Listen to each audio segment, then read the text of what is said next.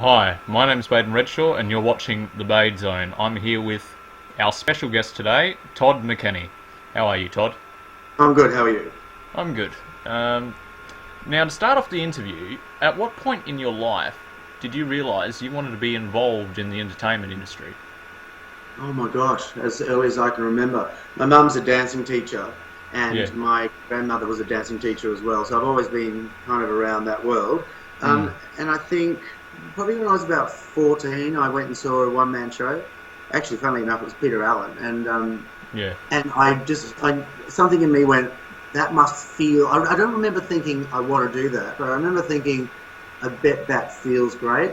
Yeah. To stand up there with a 20-piece orchestra behind you, with four spotlights on you, Mm. singing, making people laugh and cry. And I remember thinking that must feel good. And I suppose that was the beginning of it. Yeah.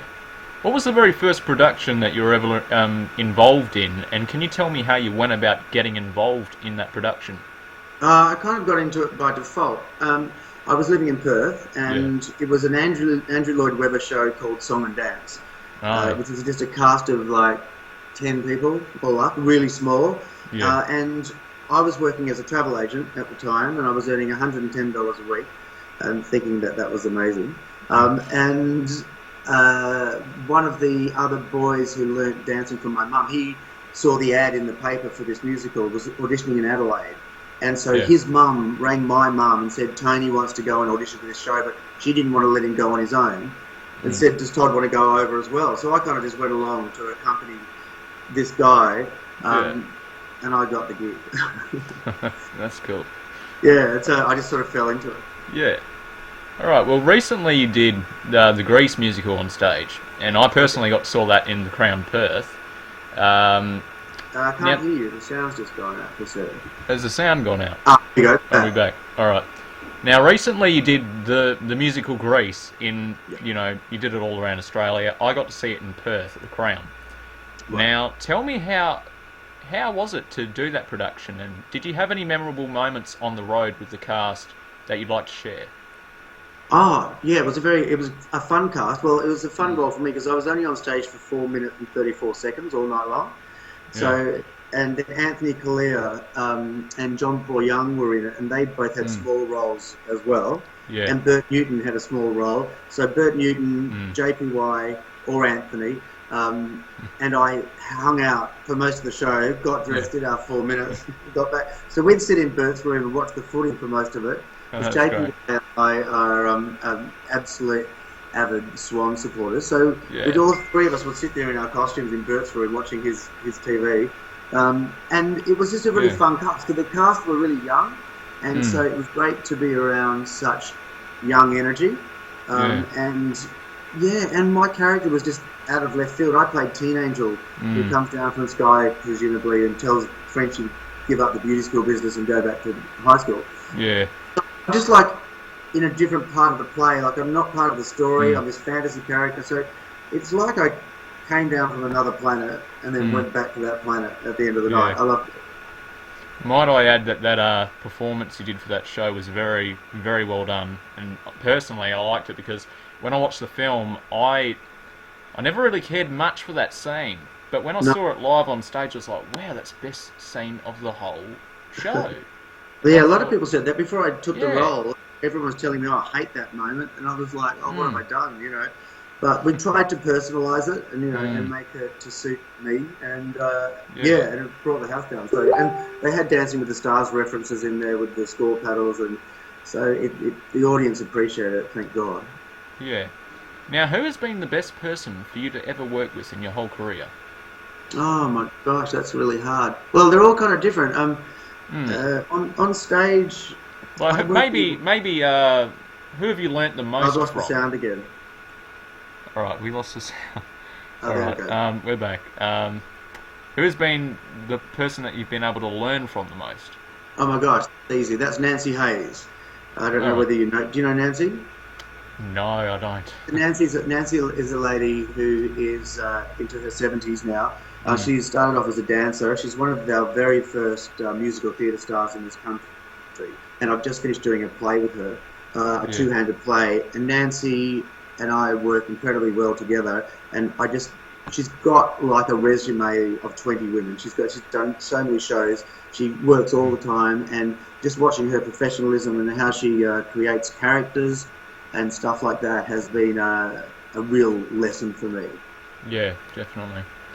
Now, can you tell me any moments where you may have been on stage and you might have forgotten your lines and you would have had to get your way out of that? Oh yeah, happens all the time. Yeah. Normally I let other people get me out of it, and I just Yeah. stand there blank, and then go, fix this. But it does. It happens to us all from time to time. It happens with Nancy and I in The Play, because The Play was just a two-hander. Yeah. So there was lots and lots and lots of dialogue. And once you feel that don't know where you're going to go, you just kind of give the other person a look, and normally they get it and they kind of help you. But the hard part is when you skip about 5 pages of dialogue that make the plot work. So you've got to work out how to get back to it so the story actually works. But it happens all the time, but it normally happens when you're not focused. Yeah. Personally, I've had a few moments like that as well, because I've been a bit involved with stage and, done short film and whatnot. But, it happens. But normally it's not as bad as you think it is when you're going through it at the time. You feel like you've just forgotten about 10 minutes worth of dialogue, but you've only really probably lost about 10, 15 seconds, but it just feels like it goes forever, and you wish the ground would swallow you up. Yeah. All right. Well, can you tell me what it was like performing The Boy from Oz, and what was the most memorable moment in the production for you?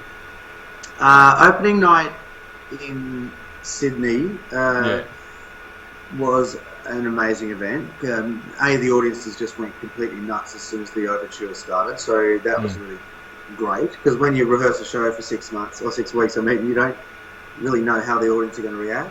So you've worked really hard. So the audience loved it. But then during I Still Call Australia Home, the front row of the dress circle unfurled a giant Australian flag and passed it over the crowd. And they did that themselves without us knowing. That wasn't part of the production. So I was standing on stage, and it was like the audience were putting on a show for me.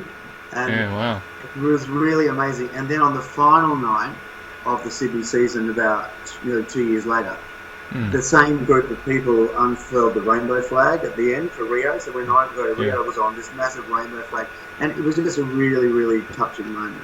Oh, it's amazing. Now, is there a production that you haven't been a part of yet that you'd like to be a part of? No, not really. I've kind of been lucky enough to do everything I wanted to do. There's a musical called Barnum, which is about P.T. Barnum, who's the guy who invented museums and circuses and all that. I would love to have a go at playing him, but I hate to say, I think I might be just a little bit old for it now. Makeup. You still look pretty young. Makeup. It's makeup and lighting. What is your? I don't know if you haven't achieved this yet, but you probably have. What is your dreams and your ultimate goal? Have you reached that yet, or are you still striving to get to that point? Oh, look, my goals are always changing. I mean, The Boy from Oz for me was a massive goal ticked, like to be the lead in a big successful musical, and that's the goal I ticked because it was just such a success. And then working on television was always a goal for me too, and that's kind of ticked as well. But Dancing with the Stars has been on 12 years now, and then so that's been ticked. And I dabble in radio, so that's kind of been ticked. But my goal is to just stay buoyant and stay relatable to a younger audience as well as an older audience, and just to keep working, keep doing stuff that I find fun, that I'm engaged in. As soon as I disengage, I want to give it up. Yeah. But I also don't want to be working into my 70s. I actually want to do another 10 years, and then hang it up, retire and enjoy the rest of my life without being too old to enjoy it. Yeah. All right. Well, I assume you've been to a ton of places around the world throughout your career. Can you tell me what has been the best place for you to visit while travelling around and doing what you've been doing? Well, I had a really great time. Well, New York obviously is really motivating, and you go to see a stack of different shows, and they're very creative there. And the Americans like to give anything a go. So if you say you've got a project coming up, they want to help you put it on. And I find that really energizing. And I love going to different plays and musicals there. And then I love, obviously, the West End. I'm not so keen on the West End. I think I don't tend to get blown away by their productions as much as America and Australia. I think Australia does really great work. And then, I'm just about to go to Las Vegas actually in 2 weeks to go and see some shows there, and I'm sure that'll be pretty. Oh, nice. I'm seeing J-Lo. I just bought tickets to J-Lo today. That should be good. I think she'll be great. Yeah. Now, over the years, you've done a ton of productions, and you've got a really great resume under your belt, and you're a fantastic performer. There's no other way about saying it. What fuels you when you get out on stage and when you're shooting a film or a television show? What fuels you to bring out the best that you do bring? Well, I think that's our job. I think my job is especially in theatre where people have paid money to see me, I take that really seriously, and so I take it as my job is to look after you for these next 2 hours. Yeah. So I want you to forget about whatever problems you've had, whatever you've gone through during the day, or whatever. For these next two hours, I want you to just sit back, relax, chill out, laugh, cry, whatever you want to do. But I take that really seriously, and the same when the television cameras roll. Yeah. It's my job to entertain you. You know, you don't have to agree with everything I say. You don't have to necessarily like me, but I take entertaining you really seriously. So I bring my A game to every single performance. Yeah. Some are more A than others, but still I try to do my best in every show. All right. Well, can you tell us what you're up to right now and what's in the future for Todd Mckenney? Okay, so this new show I've just written called What a Life, which celebrates my 33 years in showbiz. Yeah. It's different to my Peter Allen show. We've just done our first 3 performances of that, and it went brilliantly. So this show I celebrate the artists who have inspired me growing up, like people I saw live, like Prince, Tom Jones, Bette Midler, and a few tributes to musical theatre shows I've done, and then a bit of Peter Allen at the end. So it's just celebrating what inspired me growing up to be in this business. So that's on for the rest of the year. Then I'm taking my piano player and my backing singer on a regional tour, which is called the Piano Sessions. And we're going to try and go to as many places in Australia that have a theatre and a grand piano that we can. That's our aim, is to cover as much of Australia as we can. And then next year, I'm doing 2 plays. Oh, nice. It's good. Yeah. And Dancing with the Stars again next year. Oh, awesome. Well, you worked with Baz Luhrmann on Strictly Ballroom, and can you tell me a bit about what that experience was like, and what was it like working with Baz Luhrmann? Well, I've worked with Baz a couple of times. I did a show for him for the Sydney Festival, which was great as well. Baz is a real visionary, so he's got this amazing vision that he paints this picture in your head, so you feel like you're part of this carnival. It's a very carnival-like atmosphere when you work with Baz. But also in Strictly Ballroom, we didn't know that the show was going to be such a huge success. It was a really tiny budget. No one knew that it was going to take off like it did. And so it was kind of just fun. I only did 4 days on the set. I didn't even know what the story was when I finished. I just knew what my bit was. And then because I wore this amazing costume made out of fiberglass sequin fruit, they actually took me all around the world promoting it. And so I was promoting this show without knowing what the movie was about. All I knew was what I did. But it was a great experience, and it was great to be part of such an iconic Australian film as well. Yeah. Well, what... Great, fantastic. Yeah. What do you like to do in your free time? What's your hobbies and interests? Well, I've got 2 greyhounds, and so I walk my greyhounds. I'm very heavily involved in the greyhound rescue, rehoming of retired racing greyhounds, which is a hot topic right now. And so I get my dogs out at least twice a day. And I love skiing, water skiing and snow skiing. That's nice. Yeah, and I also love the West Wing. At the moment I'm buried into the West Wing, the rerun of the West Wing TV series. So I don't have a problem parking myself on a couch for hours at end, doing marathon sessions with a box of chocolates. And watching 4 or 5 episodes in a row of The Good Wife, or as I said, I'm back doing the West Wing at the moment. So. Yeah, definitely. Now, anything you'd like to plug before we wrap this up?